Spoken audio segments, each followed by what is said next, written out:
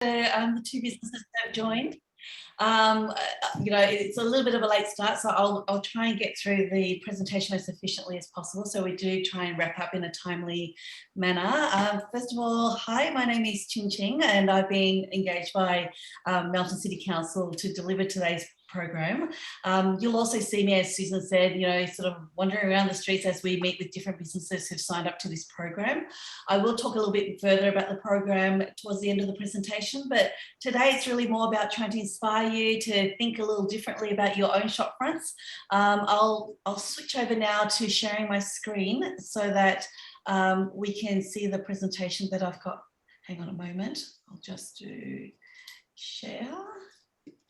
So can everybody see a slide with some products and visual merchandising, so we can all see that? Great, thank you, Susan, for nodding.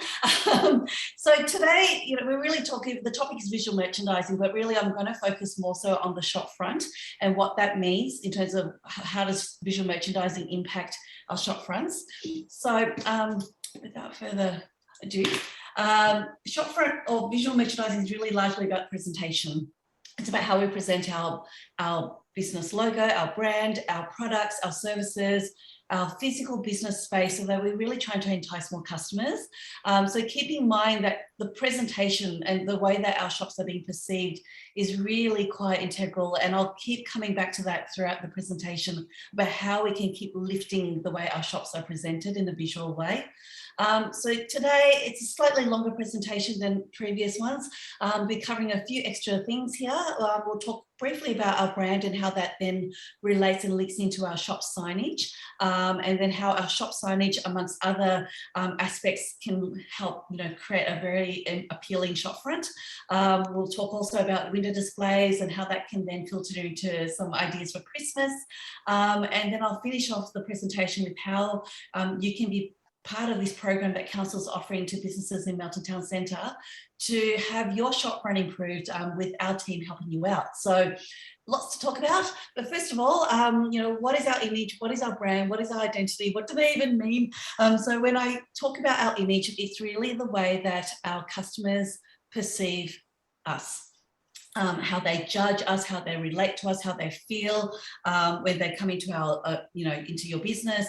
So that's really what your image is about. Your brand, however, is almost like the fundamental values of your business. The personality of your business. It's really what people trust. When they come into your business, what your brand promises is what your brand should deliver.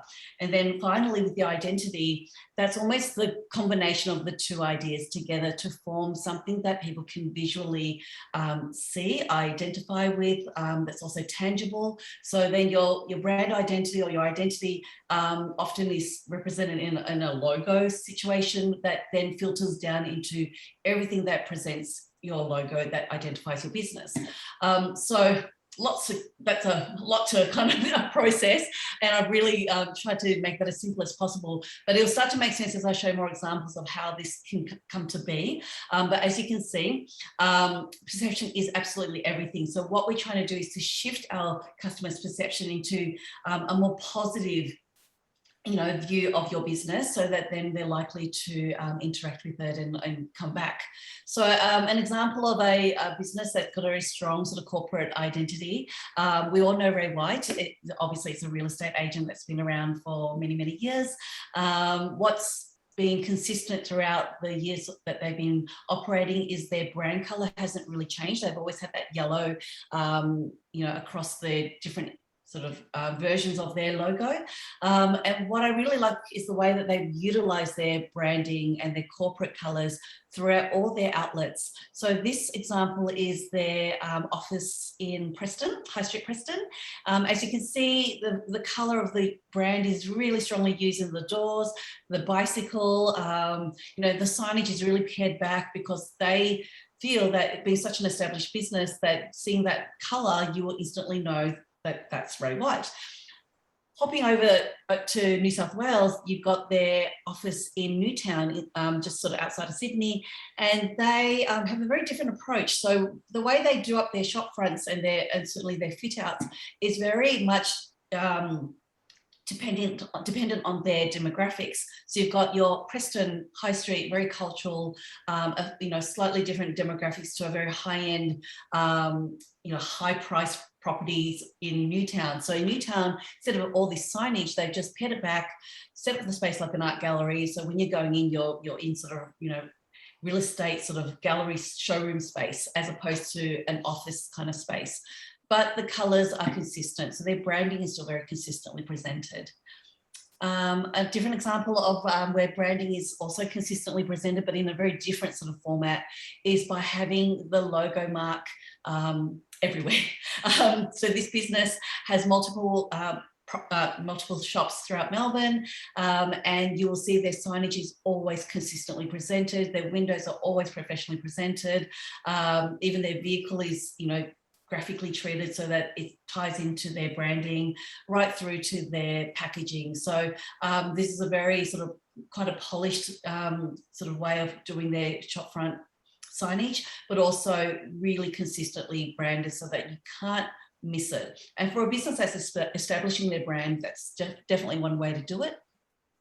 But when it comes to our shopfront signage and our branding, we often, when we work with businesses, we have a big discussion around, well, what's your story? What makes your business different to someone else? Like these are some of the questions that we'll ask, because we really want to make sure that you are unique and that we can represent you in a really unique way so that your business is memorable. I often say, with cafes, a lot of the times it's a very similar offer.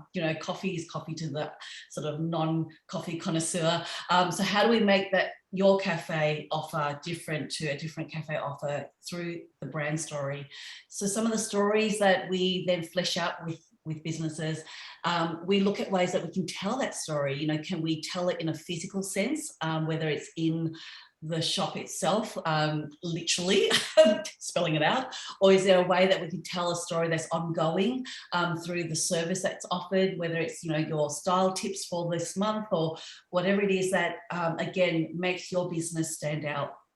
We also talk about, are there takeaway stories that can be offered for your customers, whether they're recipe cards or, little tidbits that can be given away to your customers. They also form part of the shop's presentation, and it continues to tell that ongoing story, particularly in businesses that have been there for many, many years. So this has been there since 1994, obviously had a bit of an update, but there's a long sort of standing story there that I think, through the recipe cards that are, passed down from generations, that continues to tell the business's story. So again, it just adds that point of difference. Sometimes storytelling can be very micro. They might not be your business's story as such, but it could be the product stories. So by telling those stories, it not only informs your customer about what they're buying, but those stories then get passed on. So, people might be having a dinner party, they've sourced this cheese from you, and they've got some information they can part with their guests. So there's certainly lots of opportunity to tell stories. I think stories are what really sets you apart, but they also just keep that conversation about, oh, have you heard about this business? They do this, they do that. So I think that storytelling is that sort of really intangible marketing, I guess, that can happen for your business. Your packaging is another aspect that you can do some storytelling, in a literal sense. Again, people are taking these away with them. They might keep them, they might reuse them. So that constant reminder about what your business does and what's so different about it is certainly not a bad thing. So once we've established a unique logo, your brand story, we can start to talk about, well, how does that then translate into your physical shop, into your bricks and mortar business? What does that look like from the street? How does that affect your signage? And so on. Now, I'm going to show an example of a shopfront, and you're welcome to jump in. Anybody, you can unmute yourself and just jump in, because I'd love to hear your opinions. What do you think is wrong with this shopfront? Any thoughts, feedback? Do you like it? I find the lettering really, really hard to read. Thanks, Susan. Yes, I agree with you, especially the dark blue. Any other thoughts? I mean, what else is wrong? Somewhat, yeah, it just looks very random, as in there's no thought about it. Yes, absolutely, Elaine. And I think that's largely contributed from the fact that there's a lot of advertising material from different brands, different businesses, and it's repeated everywhere. Do we know what the business is called? Do we know what the business name is? Something mini mart. Yeah, it's actually called Faulkner Mini Mart. And it's right there, it's a little sign, the only sign that tells the business name, because everything else is very generic sort of information. And that sign has been sponsored by Leica Mobile. So obviously Leica Mobile sign is bigger than the actual business name. And if we look at this Shopfront, about 80% of the signs have been supplied by suppliers, and the business itself probably only put up these signs, the words on the window and the words across this window here. Everything else has been provided by Lebara, Vodafone, MoneyGram, and so on. And the result is a very visually busy store. Now, I guess we're all well versed enough to figure out that it's a grocery store, but it just looks like another grocery store on the street. There's nothing to sort of stand out about it. And if they have any sort of areas that they specialize in, we don't know what it is other than MoneyGram and Leica Mobile. So if you're not doing any of the above so far, you're onto a pretty good start. Now, signage comes in, you know, certainly lots of shapes and sizes. There's no hard and fast rules when it comes to signage. We often, you know, think about signage as well. Again, we go back to your story, we go back to your brand, we go back to, you know, what your offer is, what makes you unique. As you can see in some of these examples, they're all incredibly different, from the scale of the sign to the materials used to the wording, you know, using shadow and light, using 3D elements, you know, so there are no rules as such. But what I can say is that when it comes to our signage, it's who's going to see it and from where. So if we look at a very typical shopfront, typically they may or may not be a double story, but you typically have an awning that juts out over the footpath, and that awning has a fascia that usually has signage on it. We'll also have some kind of hanging sign that could be a light box or just a double-sided sign. There's sometimes signage on the windows, on the doors. There's sometimes signage on the walls. There's also sometimes signage on the footpath. So when we look at all that, there's actually a lot of signs. And if the signs are all the same, all saying the exact same thing, then it creates a lot of visual clutter. So with signage, who's going to see it when we're from? So, for example, the awning sign really is only going to be viewed from the road or from across the street. So it needs to show the least amount of information, but also say the most and get straight to the point, because people's attention span is quite short. And also that there's also a lot of visual messages around that sign. Other people have signs too, next to you, above, below. So we want it to get straight to the point. Then as your customer comes closer to your shop, they might have parked the car, they're across the street, they're literally standing at the pedestrian level in front of your shop. That's when you might put down your contact details, your trading hours, any promotional messages, and so on. So, so when it comes to signage, it's who's going to see it and where we're from, and that will help you work out how much information to put on, so that we avoid a situation like this where we've got a hanging sign, a street full of hanging signs, and this sign is almost got enough information to fill a catalogue.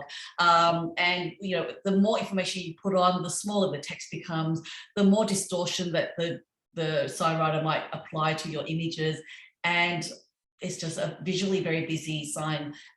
Unfortunately, just like commercials, once we see too much visual clutter, our brains just shut off and we stop seeing.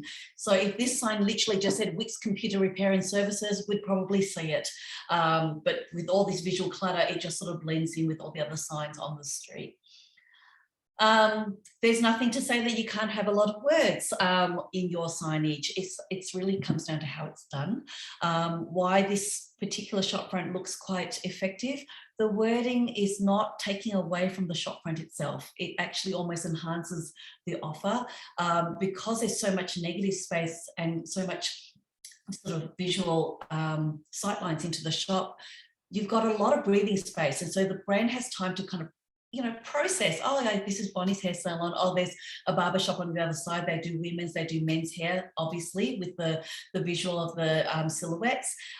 while you're engaging with the shop, maybe having a little look inside, you might then also start to read the words. So the words don't jump out at you first, everything else does. So it's okay to use text and information. It's how it's done. Sometimes we use very few words because we want to get straight to the point, so that people see the business straight away. This particular business faces a car park. So half the time there's cars parked in front of the store. It's really hard to see any signage on the windows. So the big sign made up of bamboo steamers that spells out the business name really instantly tells what the business is about and what they sell. So there's no ambiguity around what they do. Sometimes signage doesn't have to say anything, and it's just there to create a mood, to set a tone. Obviously, this is a shop that appeals to children, and it is a fairy shop, sells fairy products and hosts parties for children. They've utilised the side wall quite well, painted a mural there so that their little customers can engage with their wall and spruik their business name on social media. So a really clever way of using art as part of their signage for their shopfront. A very local example, some of you probably know this business. It's on Stoughton Street in Melton South. So they were part of our earlier round of Shopfront the Shopfront program. As you can see from the current or original picture, it's got some old signage that's no longer used. The branding is a little bit dated. There's Labara again. It somehow tends to pop up everywhere. So in consulting with the business, we were able to establish a brand that they were happy with moving forward, some color palettes, and we really wanted to use more professional photography in their shopfront and a more graphic kind of treatment. So this is literally just done a few weeks ago. Quite a big jump, a big change from what it was before, but you can see that it's really consistent use of colors. We really wanted to kind of put the focus back on their window and the shop front and take away any unnecessary signage that's no longer used, and making a really impactful sign across their huge awning fascia so that you can really see that from the station car park. So, this was all sort of within the program. We didn't actually spend a great deal more. The business was so happy that they've since updated their uniform and their corporate stationery as well with their new branding. Another example where sometimes businesses change hands, or they've been there for a number of years, and so what happens is, new signage gets added on. Light box was broken, put a new light box in, let the sign writer decide the design, and so you end up with all these signs that are not consistent, and it just doesn't talk to each other at all. And you have a build-up of signage from promotional signs that are tacked over your permanent signs, some Christmas decorations left over, some council branded event signage left over. It just looks really visually quite confusing. So again, we want to take it back to, well, what does it feel like to sit inside the Payal Indian restaurant? Well, it's actually quite beautiful inside. The fit out is quite polished and has a lot of culturally interesting patterns. So we wanted to bring the interior out into the shop front. So again, it's applying a real consistent approach. Sometimes it's also about trying to make things really clear. So as Susan pointed out before, in that Faulkner Mini Mart where we've got blue signage that's really difficult to read, this is the same situation here. So we really want to make sure that it's really clear, so in this case, having images of dogs and cats instantly tells you that it's a vet, and just by changing the color palette has shifted people's perception of the business. We sometimes get a little bit blind, till if you're local to an area, you just stop seeing shops until sometimes they change something. So in this case, it's just really lifted the presentation of this business, and we've just modernized their branding. Sometimes it's also about just putting signage that doesn't even exist in the first place. We've got this lawyer's office in Noble Park where they've just put A3 printed laminated posters on their windows, and that's their signage.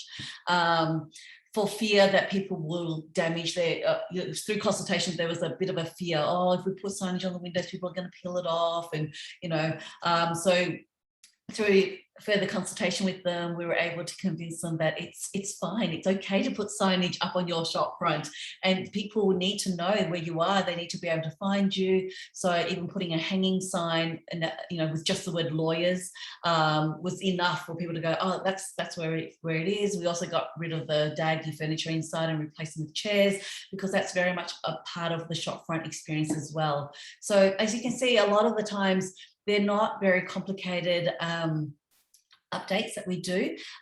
We just want to make sure the right signage can, do a number of things for your business. One is to make sure that people can find you. That's really important, and that it really represents what your business is, describes what you do. And we really want to try to avoid advertising the brands that you stock, like Coca-Cola or Labara Mobile. We want to advertise your business. We also want to use signage to enhance your window displays, which I'll talk a little bit further about later. And we also don't want to block too much of your window, because being able to look into your shop is also can be quite beneficial to your business, because customers, people who can see people inside your shop, that can attract more customers. And sometimes it also breaks down that sort of perception that people may have of your business as well, to be able to look in. So that's signage. Other things that we can do with your shop front is we can paint it. You've already seen that with some of the other examples presented earlier, where paint can really instantly lift the look of the shop front. But what we can do with paint is we can also enhance your brand color. A shop like Minty Greenhouse, where their color is literally minty green, and to paint it in a mint green instantly tells people, well, there you are. It's really hard not to miss this shop front. Sometimes we can use paint to bring out elements of your brand. I particularly like this example that Sleep Doctor have done, because most likely their customers might come through online first. People might Google all the different mattresses that are available. You come to their website, you see all their brand elements and their brand color. Once you come back to their shop front, instantly the dots are connected. So it's really clear that this is Sleep Doctor. You'd probably see the paint treatment before you see the sign. Sometimes we use paint to highlight a doorway that leads up to an upstairs premises. So I think this is a really clever use of color, so that, again, they're sharing the shop front with the Indian restaurant. They've even used a portion of the awning fascia to showcase that there's a yoga studio upstairs. So again, that's color, that's paint used in a really clever way. Sometimes we just use paint to change a color that we think is not necessarily appealing to the business. So selling food, really colorful food like spices, using a color that really ties in with the product instantly lifts the look of that shop front and adds that street appeal. And then, again, we've updated their signage and their branding, but by using big imagery that ties in with the colors of the shop front, I think just instantly lifts that. We also want to, not just our shop signage and so on, we also want to engage with our customers on the footpath, so the way our shop front feels, how are we welcoming our customers in? Are the doorways open? Are they cluttered? So these aspects are worth considering as well when it comes to your shop front. We don't just stop at signage and painting. We look at, well, how do we kind of step out and bring people in? Do we have signs that tell them you're open? Do we have product on the street?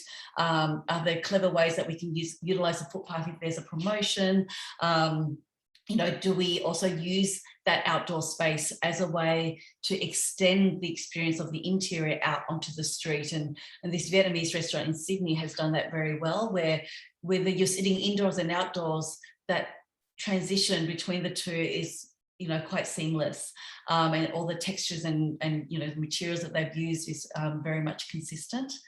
How do we welcome our customers who use the footpath while they're consuming our products? Often we see outdoor dining as just a space that's just where all the the cheaper not so precious furniture gets dumped out, but especially COVID has really shifted that perception. For those who don't like to eat outdoors, suddenly the outdoor seating area, if that's the only choice, needs to look really appealing, because we want our customers to use that space and to be comfortable enough that they would continue to order more and come back for more. If we trade out, then again, you know, the units that we use to display the products should also be an extension of the interior.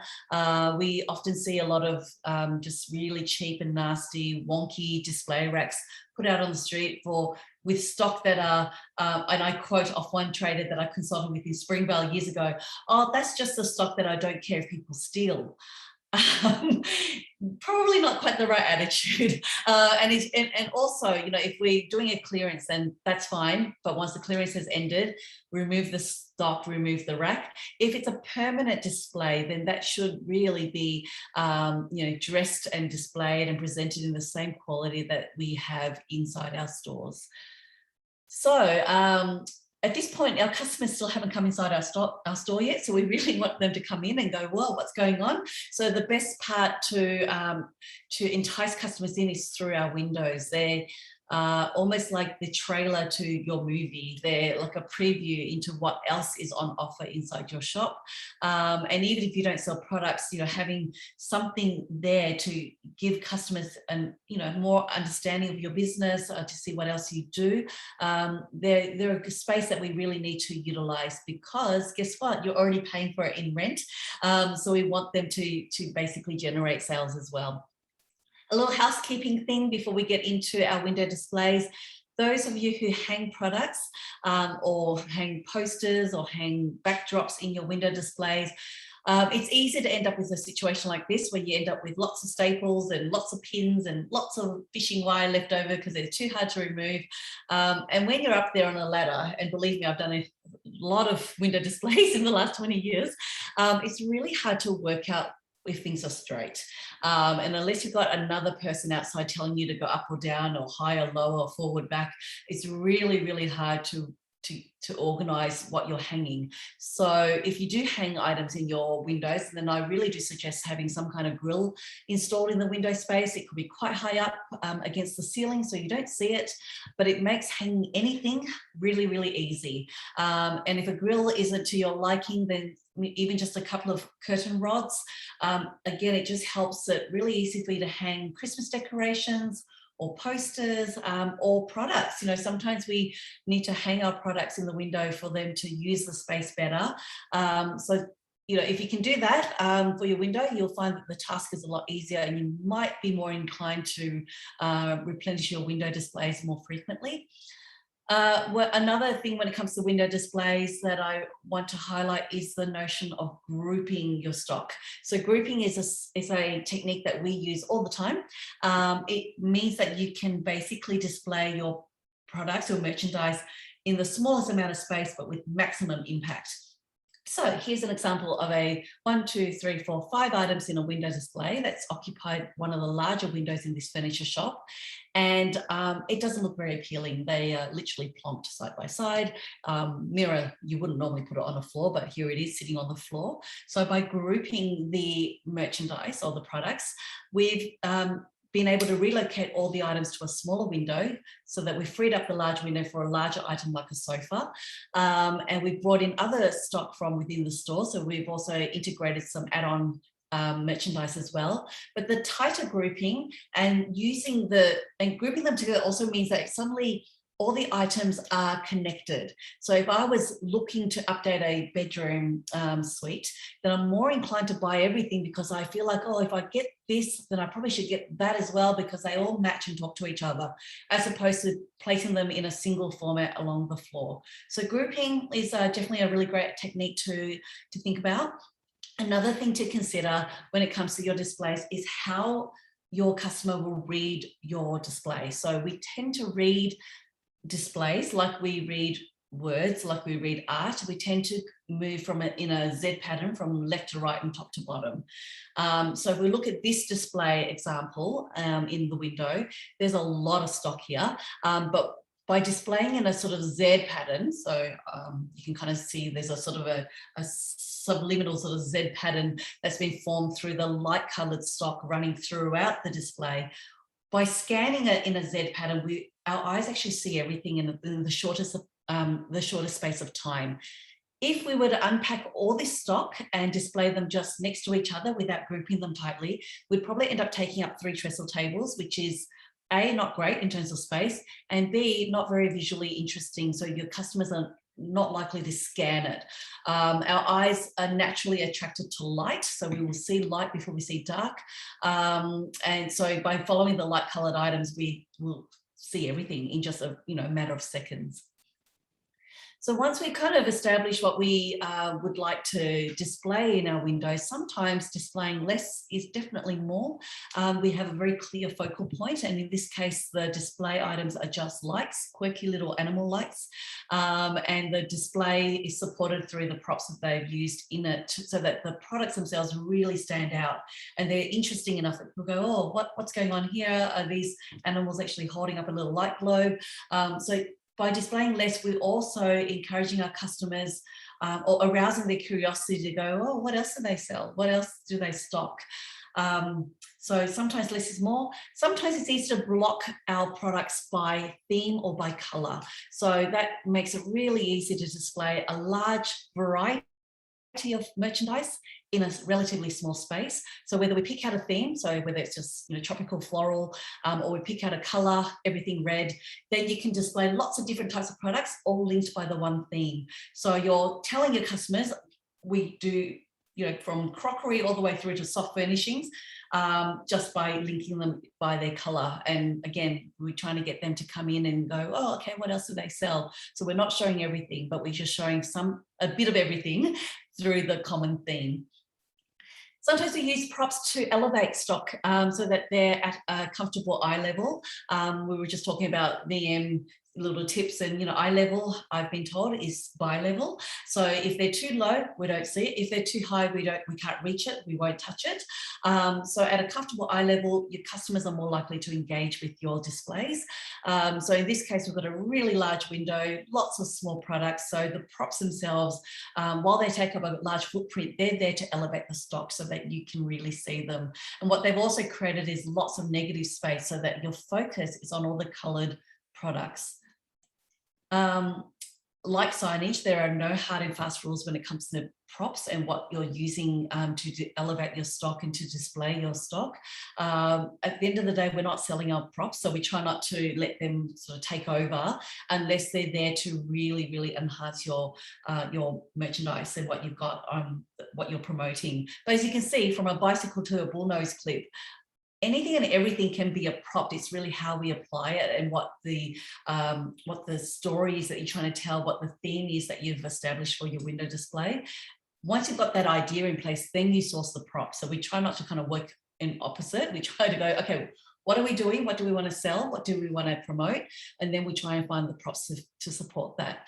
But as you can see, it really is in the details, like a bike store using lots of natural elements to help push the idea of being outdoors and exploring the great outdoors. I particularly love their bespoke lighting that's made up of bicycle gears, really quite clever. But for a bike store, that's quite a really special and curated, window display that's a little bit more memorable than just having bikes lined up right against the wall. So it is all in the details.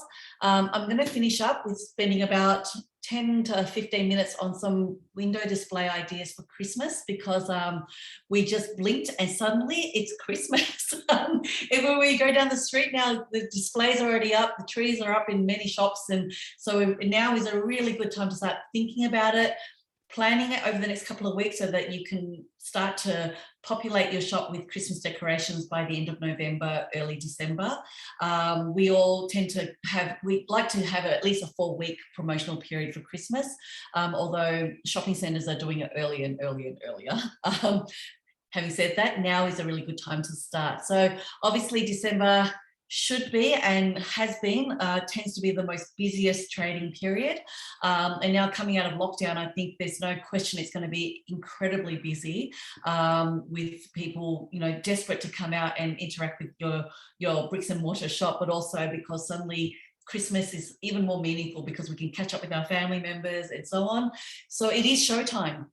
We want our shops to look beautiful. We want them to look really enticing. We want people to feel really welcome and really get into that Christmas mood, because when they're in that mood, suddenly the spending can become a little bit more frivolous. So we really want them to feel that way, to feel like, oh, you know, I've been locked down for so long, I've saved all this money, I'm ready to spend. So we want our shop fronts to sparkle. So on top of having them looking great all year round, we want them to look a little different come Christmas, so that there is that little changeover, that mood change, that switch, you know, from, okay, we're going from spring to summer, we're going from, you know, coming out of that winter slumber into Christmas all of a sudden. So we try and add that into our shop fronts, and the windows themselves are definitely the best way to engage. So, you know, I'm just going to start sharing lots of different ideas that we can start to look at from graphics. As you can see, these are temporary graphics that have been applied to the window to transform the look. So suddenly you've gone from a shop to a gingerbread house. And, you know, even using really big engaging messaging on your windows, to the point, you know, get your jingles on. You know, I think that's instantly tells you that's Christmas.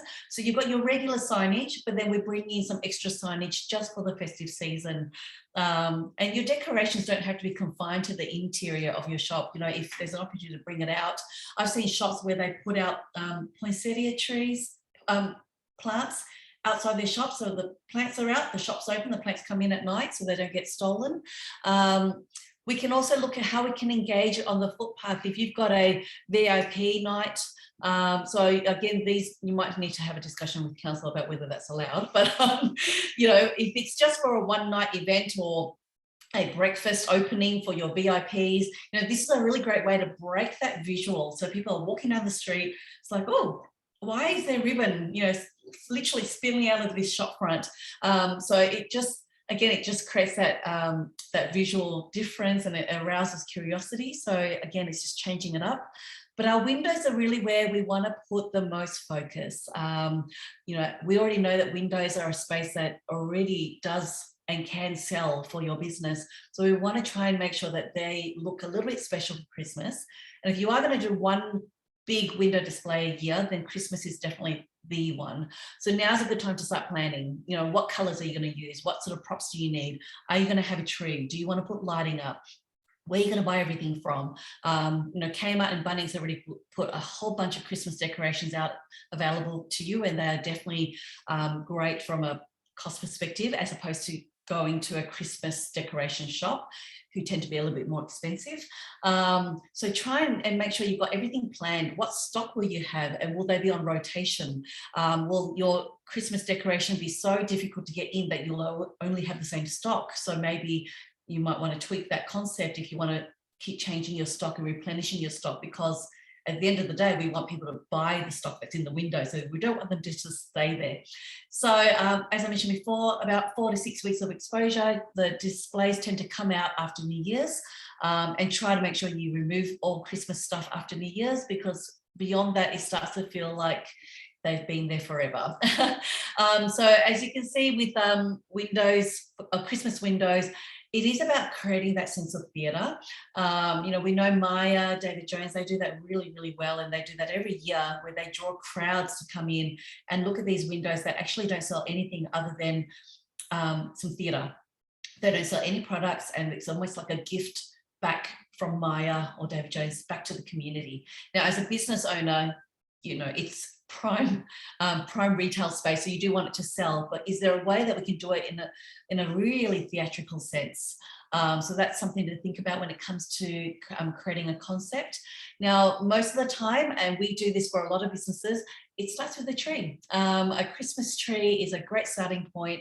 It's easy, you know, putting a Christmas tree in with some decorations instantly tells people that that's Christmas, and it also instantly reminds them about gift buying, because naturally with a Christmas tree, there's presents underneath. So the idea of a Christmas tree really works for retail. But what if your Christmas tree wasn't just a tree? What if your Christmas tree was, say, I don't know, made up of products? Obviously, this is a very high-end Christian Louboutin store. So we all know the red undersole of the shoes, that very sort of signature color. But what a clever way to do it, you know, a tree made up of their product is highly visual, and it's an instant reminder about, you know, coming in for their signature shoes. Other ways that you can turn products into a Christmas tree by using that Christmas tree shape. So stack it high so that people can really see it. But again, you know, you might integrate Christmas decorations in, even this tie display using really Christmassy kind of colors. So instead of using Christmas decorations per se, the products themselves become part of that decoration, and the best part is that they're for sale. We could also use props to create a platform for displaying your merchandise, so crates, boxes, these all work really well because they're instantly perfect actually for displaying merchandise. But, you know, again, creating that sort of space lends itself into that festive sort of mood. Other creative ways of Christmas trees that we've collected over the years from different businesses, from, you know, cut, what are these things called, hoses, you know, to create a bespoke Christmas tree, feathers in a millinery shop, pom-poms in a wool store, you know, really clever. It ties in with their business. Obviously, this is a nursery or florist, hat shop, haberdashery, wool shop. So, you know, these are really creative ways that you can start thinking about your own products, your own services, so that you create something that's really unique to your business. So Christmas decorations, they don't have to be expensive. And in the past, what we love the challenge of creating them on a shoestring, and we're talking about, you know, under $100 kind of expenditure, and it's just looking at everyday objects in a really different way. Clothes pegs. These are just clothes pegs pegged onto a wire frame to create a really colourful and textural wreath display. And once they're all overlapped and filling in that sort of negative space high up in the window, which you can see they're just hung on this grid, so really easy to hang as well, because this shop has a grill system up on their window. It's cheap. You can flatten it, put it away for next year, maybe replace the coloured tape with different colours if you want to, but a very, very low cost and easy to do Christmas decoration that you can't just go and buy from Kmart. Paper is another great medium to use when it comes to Christmas decorations. It does require a bit more work, so if you're prepared to create something, then a display like this does not cost much at all. We're just talking about buying 3 shades of green from Officeworks in packets of 100 and cutting the same shape over and over again and sticking them on a pole. So not very expensive, easy to implement. These, if they're the full height of the ceiling, they'll just stand up on themselves. Or if they've got a little hole or an eyelet hook at the top of the dowel, you could just suspend them from your ceiling and then just anchor them on the floor, so they just stand nicely and create a really lovely backdrop for your displays. We can do coloured paper bunting. So again, that's really cheap to do. You can buy beautiful pre-printed papers from Spotlight and Kmart in packets of, I think, 50 or 100. So again, these are low cost. You can make them yourself, just cutting the triangles, folding them over, stapling them over string. And then the next year, either they can be recycled or literally recycled in the recycle bin, or they could be flattened, you know, folded back on themselves, put away and hung up again next year.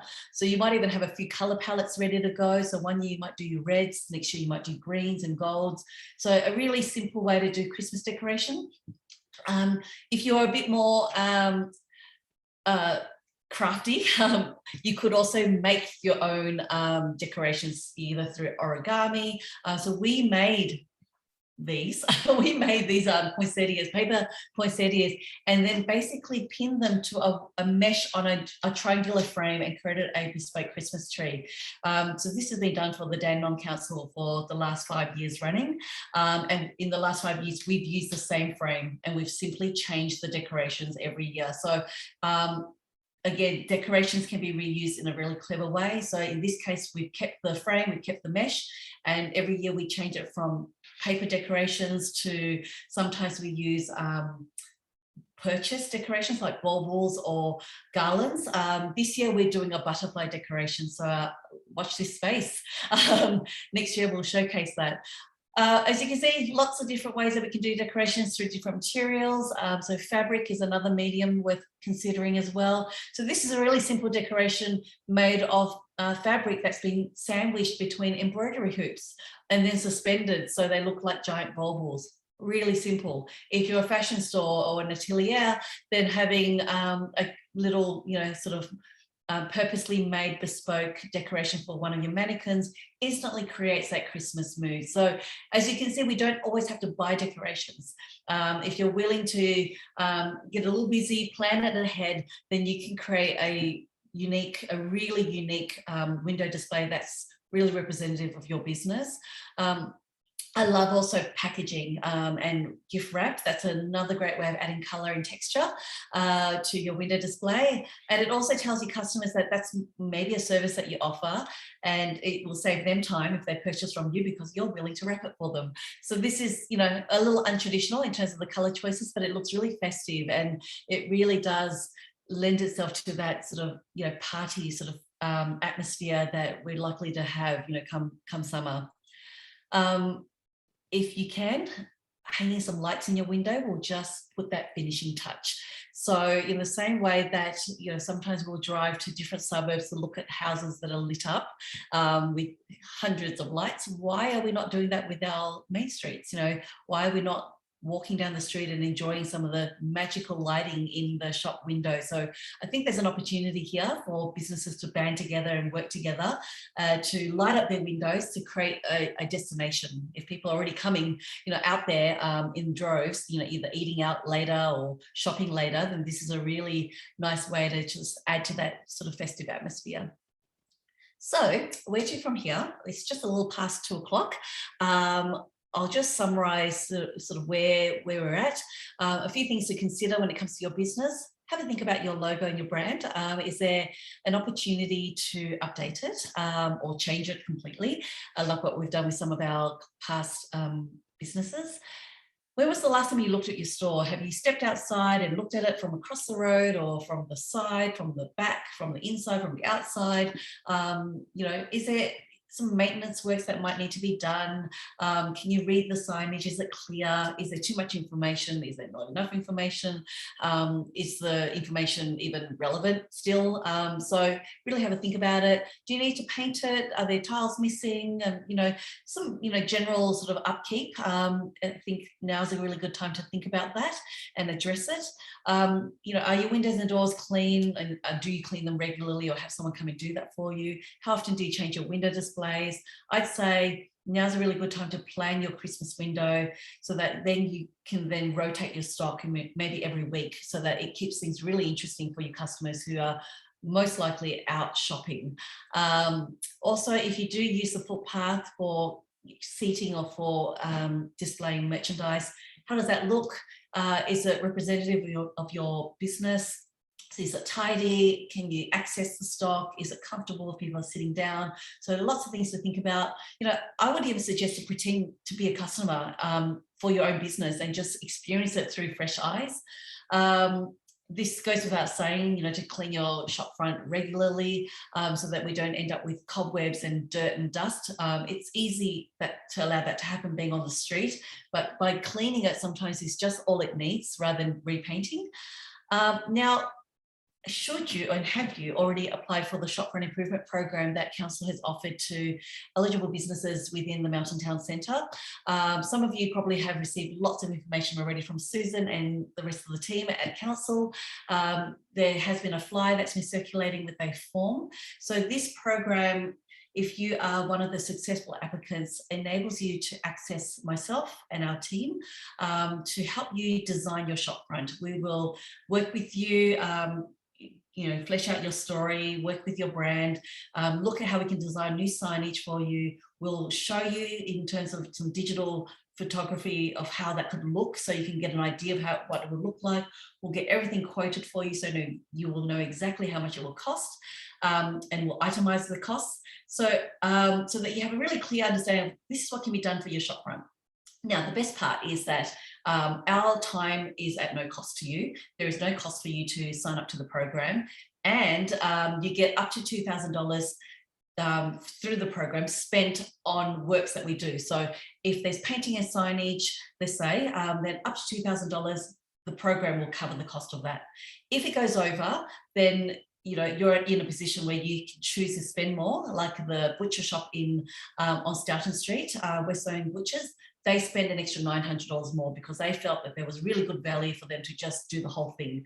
Some have just spent the $2,000, and that might be enough for their business to be transformed. So we will work around what your budgets are and what your intentions are. So if you haven't already signed up, then please do so, Vincent, and I forgot who the other name was. So please sign up if you haven't already done so. My details are here, and I'm happy to answer some questions if you have some burning questions that you really want to ask me before we sign off for the afternoon. Otherwise, I'll be walking up and down the street with my team in the coming weeks. We have already got some applications come through, and there is only so many that we can sign up for this first and second round. So if you haven't already done so, please do so. We'd love to work with you, and it's just really too good an opportunity to pass up. So yes, I think that's it from me today. Over to you, Susan, to wrap up the session. Thank you very much, Ching Ching. Has anyone got any questions that they'd like to ask at the moment?